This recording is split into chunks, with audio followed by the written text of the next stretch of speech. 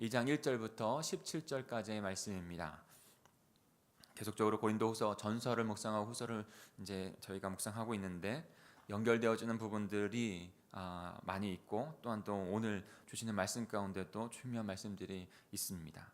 우리 함께 교독하면서 묵상하겠습니다. 제가 먼저 1절을 읽습니다. 내가 다시는 너희에게 근심 중에 나아가지 아니하기로 스스로 결심하였노니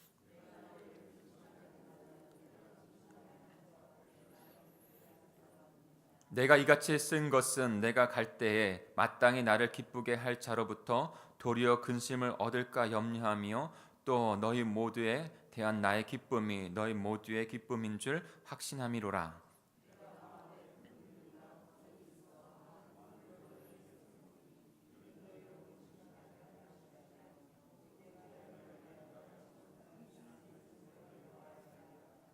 근심하게 한 자가 있었을지라도 나를 근심하게 한 것이 아니요 어느 정도 너희 모두를 근심하게 한 것이니 어느 정도라 함은 내가 너무 지나치게 말하지 아니하려 함이라. 그런즉 너희는 차라리 그를 용서하고 위로할 것이니 그가 너무 많은 근심에 잠길까 두려워하노라. 너희가 범사에 순종하는지 그 증거를 알고자 하여 내가 이것을 너희에게 썼노라.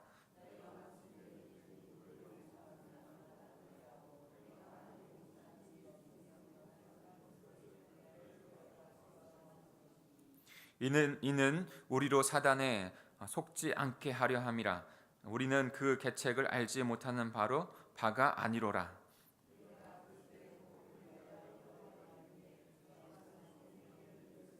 내가 내 형제 디도를 만나지 못하므로 내 심령이 편하지 못하여 그들을 작별하고 마게도냐로 갔노라.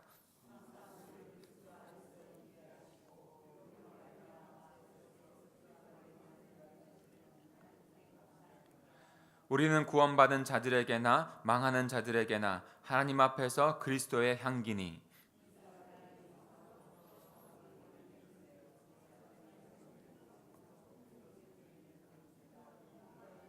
같이 읽겠습니다. 우리는 수많은 사람들처럼 하나님의 말씀을 혼잡하게 하지 아니하고 곧 순전함으로 하나님께 받은 것 같이 하나님 앞에서와 그리스도 안에서 말하노라. 아멘.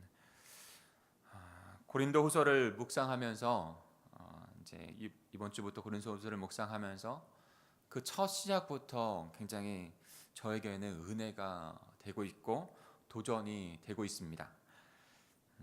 바울을 적대시하는 고린도 교회 그 일부의 성도들을 보면서 그러나 바울이 주님을 사랑하는 마음이 얼마나 큰지 또한도 주님의 말씀대로 살아가려고 하는 그 결단이 그에게 그 서신의 곳곳에서 나타나고 있기 때문에 그런 것이죠. 인간적인 마음이 아니라 주님께서 주님을 사랑하는 마음, 주님께서 받은 사랑, 그리고 주님의 말씀대로 그들에게 하나님의 몸된 교회를 어떻게 이뤄가야 할지를 말하며 고백하는 그의 모습 가운데 저 자신도 어떻게 주님의 몸된 교회 또한 가정 또한 또 여러 가지 그 리더십을 발휘하는 곳에서 어떻게 살아가야 할지를 주님 앞에 다시 한번 돌아보는 시간이 되고 있기 때문에 그런 것이죠. 바울의 상황과 마음을 더 이해하고 우리의 상황과 그런 마음을 넘어서 어렵더라도 힘든 상황이더라도 어떠한 마음으로 예수 그리스도를 따라가는 그리스도의 제자가 되어야 하는지 깨닫게 되고 더 은혜가 되는 것이죠. 분명히 고린도후서 5장 20절에 그리스도의 사신이 되어서 하나님과 화목하고 그 다음에 또 이웃과 화목하는 우리의 사랑하는 영혼들과 화목하는 그 삶을 주님의 대리자가 되어서 살아가야 한다는 것을 분명히 바울은 이 서신서를 통해서 그의 눈물로 쓰는 편지라고 했거든요. 눈물로 지금 서신을 쓰고 있습니다라고 하고 있어요. 괴로운 마음들 또한 힘든 마음도 있지만 그 길을 예수 그리스도 간 십자가의 길을 동일하게 간다는 마음으로 삶 가운데 그렇게 실천하고 있는 바울의 모습을 보면서 우리들도 어떻게 주님을 따라가야 하는지를 정확하게 그 상황 속에서 우리는 배우고 있는 것이죠. 우리 1절과 2절을 한번 같이 읽어볼까요? 1절과 2절입니다. 시작. 내가 다시는 너에게 근심 중에 나아가지 아니하기로 스스로 결심하였노니 내가 너희를 근심하게 한다면 내가 근심하게 한 자밖에 나를 기쁘게 할 자가 누구냐. 바울은 지금 근심하는 상황 가운데 분명히 있다고 말씀하고 있습니다. 사랑하는 성도 여러분, 여기서도 우리가 깨달아야 할 것은 바울과 같은 자들도 하나님의 사람 사도에게도 근심과 어려운 상황들은 분명히 왔다는 것입니다. 그리스도인들이라고 해서 근심과 억울하거나 어려운 상황이 오지 않는 것이 아니죠. 분명히 옵니다. 그 상황을 통해서 어저께도 말씀드렸던 것처럼 그 상황을 사용하셔서 이렇게 고린도 전후서라는 귀한 서신서를 우리에게 알려주어서 우리가 어떻게 주님의 몸된 교회 이런 문제들 가운데 주님의 뜻 안에서 서야 되는지를 우리에게 분명히 말씀해 주신 것처럼 그런 삶을 그런 상황들을 사용하신다는 거예요. 저와 여러분에게도 분명히 어려운 상황들이 있고 근심의 상황들이 있을 것입니다. 그러나 그 근심의 상황들은 분명히 또 다른 사람들에게 어떻게 하나님의 백성이 그 일들을 헤쳐나가면서 또 이겨나가면서 말씀대로 살아가는 것을 보여주면서 하나님의 나라가 어떤 것인지를 보여주게 하는 그런 시간들이 되어야 할 줄 믿습니다. 아프지만 그리고 그 마음 가운데 바울도 상처가 되지만 그것을 넘어서 지금 주님의 몸된 교회를 세우고 있는 바울의 모습, 그런 마음으로 지금 서신을 쓰고 있는 것입니다. 우리에게도 어떠한 마음의 그 마음이 바탕이 예수 그리스도를 닮은 마음의 바탕이 되어야 하는지 몇 가지를 함께 나누기를 원합니다. 그리스도의 사신이 되어 그리스도의 몸된 교회를 세우려고 하는, 공동체를 세우려고 하는 그 마음들을 깨닫는 이 시간이 되기를 소망합니다. 첫 번째로는 바울은요, 온전한 무조건적인 사랑이 예수 그리스도께서 받은 사랑이 그의 삶의 바탕이 되었어요. 사역의 바탕이 되었어요. 우리 3절과 4절을 같이 한번 읽겠습니다. 3절과 4절입니다. 시작. 내가 이같이 쓴 것은 내가 갈 때 마땅히 나를 기쁘게 할 자로부터 도리어 근심을 얻을까 염려함이라. 또 너희 모두에 대한 나의 기쁨이 너희 모두의 기쁨인 줄 확신함이로라. 내가 마음에 큰 눌림과 걱정이 있어 많은 눈물로 너희에게 썼느니 이는 너희로 근심하게 하려 한 것이 아니요 오직 내가 너희를 향하여 넘치는 사랑이 있음을 너희로 알게 하려 함이라. 바울은 지금 이 편지를 어떠한 마음으로 쓰고 있는지, 그리고 내가 왜 지금 고린도 교회로 다시 방문하고 있지 아니한지 그 마음을 나누고 있습니다. 어려운 마음 가운데 지금 적대시하고 있는 사람들이 있는 가운데 바울이 고린도 교회에 가서 방문하게 되면 피차 어려운 마음들 가운데 있을 수밖에 없다는 것을 바울이 깨닫고 가지 않기로 마음을 먹었다는 거예요. 그리고 가지 않는 대신 지금 이 서신을 통해서 마음을 나누기를 원한다는 것이죠. 그런데 그 마음을 나누는 그 바탕에는요, 어떤 것이 있냐면 얼마나 너희들을 지금 사랑하고 있는지 그것을 알아주기를 원한다는 것이에요. 전후좌우의 어떤 상황들 분명히 있을 것입니다. 그러나 그 윗바탕에는 그 영혼에 대한, 공동체에 대한 그 사랑이 우선되고 있는 것을 깨닫습니다. 그리고 잉크가 아니라 눈물로 지금 이 편지를 쓰고 있다고 말하고 있어요. 넘치는 사랑이 너희를 향하여 내게 있다는 것을 그가 말씀하고 있는 것이죠. 이 모습을 보면서 참 어려운 중에 바울을 대적하고 있는 자들이 있는 것이거든요. 비방하고 있는 자들이 있는 거예요. 그 가운데도 사랑으로 그들을 대한다는 표현들을 하고 있는 것이죠. 어떻게 이것이 가능할까? 예수 그리스도의 사랑이 그에게 충만하게 있는 겁니다. 비방하고 대적하고 멸시하고 정죄하고 있는 것 가운데 그리스도의 사랑이 없다면 우리 힘으로는 도저히 그를 사랑할 수 없는 것이죠. 바울은 그리스도의 사랑이 충만히 있는 거예요. 그리고 나서 어려움 중에서도 그 십자가의 사랑을 체험하고 소유한 자로서 그리스도의 사신이 되어서 사랑할 수 없는 중에도 사랑하기를 결단하고 있는 것입니다. 에베소서 5장 2절에는 그리스도인들에게 그리스도인 사신이 되어야 하는 자들에게 이렇게 권면을 합니다. 에베소서를 통해서 5장 2절 그리스도께서 너희를 사랑하신 것 같이 너희도 사랑 가운데 행하라 분명히 말씀하고 있습니다. 사랑하는 성도 여러분, 주 예수 그리스도의 그 넘치는 사랑이 저와 여러분에게 충만하길 원합니다. 그리고 부족하고 연약한 인간이지만 저와 여러분이 나의 마음 가운데 있는 그 예수 그리스도의 사랑이 충만해서 조금이라도 흘러넘쳐서 그들에게 나아가기를, 그들에게 표현되기를, 그런 삶이 되기를 간절히 소망합니다. 두 번째는요, 용서의 바탕이 그에게 있는 거예요. 사랑하고 또한 또 용서. 사랑하는 마음에서 하나 더 순종한 것이죠. 하나 더 나간 것이, 한 발은 더 나간 거예요. 용서까지 했다는 거예요. 우리 5절부터 8절까지 같이 읽겠습니다. 시작. 근심하게 한 자가 있을지라도 나를 근심하게 한 것이 아니요 어느 정도 너희 모두를 근심하게 한 것이니 어느 정도라 함은 내가 너무 지나치게 말하지 아니하려 함이라. 이러한 사람은 많은 사람에게서 벌받은 것이 마땅하도다. 그런즉 너희는 차라리 그를 용서하고 위로할 것이니 그가 너무 많은 근심에 잠길까 두려워하노라. 그러므로 너희를 권하노니 사랑을 그들에게 나타내라. 아멘. 사랑을 그들에게 나타내라. 그 교회 안에 분란을 일으킨 장본인들이 있다는 것이죠. 그리고 그 고통을 안겨준 문제 인물들을 두고 지금 바울은 더 구체적인 말씀들을 주고 있습니다.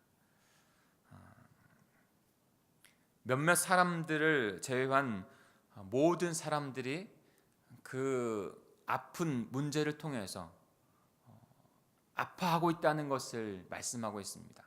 바울 한 사람만 아파하는 게 아니라 공동체 안에 한 사람의 문제가 있다면 가족 공동체 안에 아픔이 전이되는 것이고요. 공동체 안에도 그 아픔이 전이되는 것이에요. 한 몸 공동체로 이루어져 있기 때문에 그 한 사람만 아픈다고 끝나는 것이 아니에요. 특별히 실제적으로 많은 삶을 맞대고 살아가고 있는 가족은 더 그렇죠. 그리고 목장교회 안에서도 공동체 안에서도 그것은 당연한 것입니다. 분명히 우리는 그 아픔이 우리 모두에게 전이 된다는 것을 알고 있어야 됩니다. 그래서 바울은 지금 그 당사자들을 책망과 정죄가 아니라 용서하기로 결단한다고 말씀하고 있습니다. 이제는 그 사람을 용서하여 스스로 일어서도록 도울 때라는 것이에요. 비난하고 정죄하고 있는 그들에게 먼저 용서의 손을 바울은 내밀고 있는 것입니다. 그래서 공동체도 그들을 용서하라고 권면하고 있습니다. 예수 그리스도의 용서 그대로 닮아서 바울은 지금 그 용서를 그 사람에게 하고 있는 것이죠. 용서할 수 있는 상황에서 용서하는 것은 세상 사람들도 우리도 똑같이 할 수 있는 거예요. 그러나 그리스도인이라고 그리스도의 사신이라고 명명되어 있는 자들은 용서할 수 없는 정에도 예수 그리스도와 함께 용서하는 것입니다. 에베소 4장 32절에 이렇게 말씀합니다. 서로 용서하기를 하나님이 그리스도 안에서 너희를 용서함 같이 하라. 언제나 바울은 그렇게 예수 그리스도와 함께 사랑했고 예수 그리스도와 함께 용서한 것입니다. 이제는 내가 그리스도와 함께 십자가에 못 박혔느니 내가 산 것이 아니라 내 안에 그리스도께서 사시는 것. 그 삶을 살아갔던 것이죠. 사랑하는 성도 여러분, 저희도 마찬가지입니다. 우리가 용서할 수 있는 중에 용서하는 것이 아니라 용서할 수 없는 상황에서도 한 발 더 사랑 안에서 그리고 한 발 더 우리의 손을 용서로 내밀어야 하는 것이죠. 그럴 때만이 지금 깨어지고 나누어져 있는 마음 가운데 다시 회복의 길로 나아갈 수 있어요. 회복의 가정, 회복의 공동체로 나아갈 수 있어요. 그런데 바울이 먼저 그것을 행한 것입니다. 누군가는 그 동력 첫 번째 원인자가 되어야 해요. 예수님께서 그렇게 하셨고 사랑하셨고 용서하셨고, 그 다음에 그 사랑과 용서를 받은 저와 여러분이 나의 삶의 자리, 가정, 목장교회 그곳에서 먼저 사랑하고 용서하는 동력자가 되어야 해요. 그리고 마지막 순종에까지 나가야 됩니다. 우리 9절부터 11절까지 한번 읽어볼까요? 9절부터 11절입니다. 시작. 너희가 범사에 순종하는지 그 증거를 알고자 하여 내가 이것을 너희에게 썼노라. 너희가 무슨 일이든지 누구를 용서하면 나도 그리하고, 내가 만일 용서한 일이 있으면 용서할 그것은 너희를 위하여 그리스도 앞에서 한 것이니 이는 우리로 사단에 속지 않게 하려 함이라. 우리는 그 계책을 알지 못하는 바가 아니로라. 네. 지금 사랑의 마음 그리고 용서의 손을 내밀고 주님의 몸된 교회를 위하여 지금 바울이 하고 있다면, 지금 순종에까지 나아가라고 권면하는 것도 우리는 바울의 말씀을 들어야 합니다. 그리고 나서 그 공동체에게 서로 용서할 것을, 그 자를 용서할 것을 지금 권면하고 있어요. 자신도 책망하고 정죄하지 않고 그를 용서할 테니 그 공동체의 다른 지체들도 그를 용서하는 것까지 나아가는 순종을, 하나님의 말씀 있는 그대로의 순종을 주님 앞에 드리라고 말씀하고 있는 것입니다. 하나님의 축복이, 하나님의 그 영원한 삶의 모습이 우리에게 실제가 되는 것은요, 실제가 되는 그 버튼은요, 바로 믿음의 순종에 있습니다. 사랑하고 용서하고, 이것은 내 스스로가 할 수 있는 것인 것 같아요. 상대방까지는 가지 아니하는 어떤 마음일 수 있어요. 그를 사랑하는 것, 그들을 용서하는 것, 그를 용서했어 라고 하는 마음들, 내게는 너무나도 기쁜 마음이죠. 하나님께서 풀어주는, 착고를 풀어주는 상황이 되는 거예요. 그런 말미암아 복된 삶을 살아갑니다. 근데요, 상대방은요, 상대방은 아직 자신의 잘못한 건, 공동체 안에 자신의 연약함으로 아프게 했던 것들이 지금 그를 무겁게 짓누르고 있는 것이죠. 그래서 그의 그 실수가 더 그를 덮을 수 있다고 염려하고 있는 것이에요. 바울은요, 그때 주 예수 그리스도의 말씀대로, 용서하라고 하는 그 말씀대로, 사랑하는 말씀대로 순종하라고 권면하고 있습니다. 이 편지를 쓴 것은 너희가 그를 순종하고 사랑하는지 아니하는지 지금 보기 위해서 권면하고 있다고 그렇게 바울은 말씀하고 있습니다. 사랑하는 성도 여러분, 우리가 그 순종의 자리까지, 실제 그 사람에게 용서하는 순종의 자리까지 나가야 됩니다. 그러지 아니하면요, 지금 마지막 부분의 10절에 보면 사단에게 속지 않게 하려 함이라 라고 말씀하고 있잖아요. 나는 해결이 됐어요. 그런데 상대방은요, 그 당사자는요, 실수한 사람은 아직 해결이 안 됐어요. 그러면 그 가정이나 목장교회나 공동체는 여전히 사단의 계략에 넘어갈 수 있는 틈이 아직까지 있는 것이에요. 그러면 그 틈을 타서 공동체를 무너뜨리고 가정을 무너뜨리려고 하는 그 사단의 계획은 여전히 남아있는 것이에요. 그러나 순종에까지 나아가서 용서를 하는 것 가운데 화목하게 된다면, 그리스도인 자신이 되어서 하나님과 화목하고 그와 화목한다면 사단은 그 공동체를 무너뜨릴 수 없는 것이죠. 그 모습을 바울은 그리스도의 향기를 나타내는 자라고 말씀하고 있습니다. 14절에 보면 항상 우리를 그리스도 안에서 이기게 하시고 우리로 말미암아 각 처에서 그리스도를 아는 냄새를 나타내시는 하나님께 감사하노라. 우리는 구원받은 자들에게나 멸망하는 자들에게나 하나님 앞에서 그리스도의 향기라 라고 말씀하고 있어요.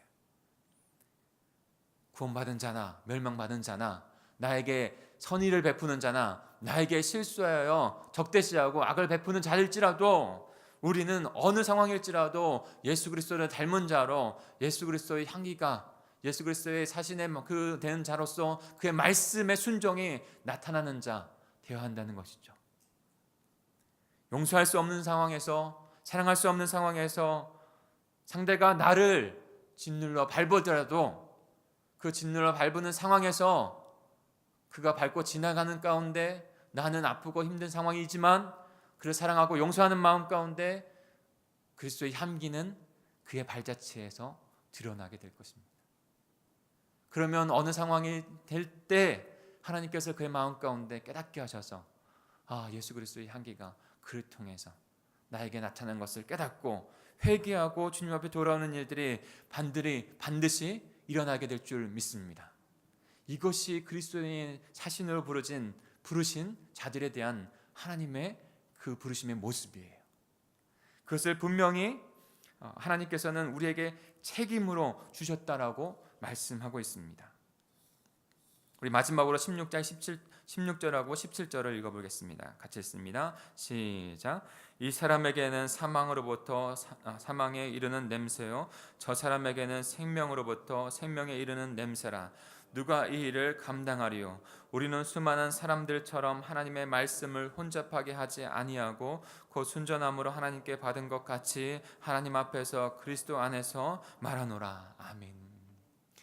부르심에 대한 모습들이 분명하게 있죠. 여러분 지금 오늘 앞에서 보았던 그 모습들도 그리스도인으로 제자로 부르심, 그리스도의 사신으로 부르심의 부르심이 분명하게 있습니다. 영원한 생명을 얻은 자로 우리를 부르셨죠. 그런데요, 영원한 생명과 복된 그 모습들, 행복한 모습들만을 위해서 우리를 부르신 것이 아니라는 것을 분명히 깨달아야 돼요.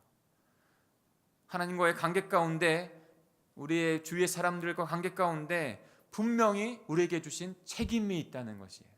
영원한 생명을 받은 자라는 것은 동일하게 또한도 생명의 책임을 얻은 자라는 것입니다. 그러기에 바울은 그것을 분명히 알았고 그 적대시하는 자들, 그래서 공동체가 깨어지는 그 모습을 통해서 그 모습을 보면서 나에게 준 하나님의 부르심의 책임, 그 책임을 분명히 깨닫고 인간적인 모습이 아니라 하나님께서 주신 사랑과 용서와 순종의 말씀에 순종하여 그대로 그를 용서하는 마음으로 그리스도의 향기를 나타내는 모습으로 그 생명을 다시 살리겠다고 하는 그 책임을 주님 앞에 드리고 있는 것입니다. 사랑하는 성도 여러분, 저 여러분에게도 분명히 그 책임이 있습니다. 그 생명을 살릴 책임. 그리스도의 몸동 공동체를 위해서, 가정을 위해서, 이웃을 위해서 자신의 권리를 내려놓고 근심이나 억울한 상황이 오더라도 예수님의 사랑과 용서와 그리고 순종을 드리고 그를 실제적으로 용서하고 그리스도의 아름다운 향기가 되어서 그 영혼을 세우고 공동체를 세우고 힘들어 다른 곳으로 어디로 갈지 몰라 하는 영혼들을 주님께로 인도할 수 있는 저 여러분, 우리 공동체가 되어지고 우리의 삶이 된다면 얼마나 복된 삶이 되겠습니까? 오늘도 그렇게 행복하게 살아가시는 저와 여러분, 우리 공동체가 되기를 간절히 축복합니다.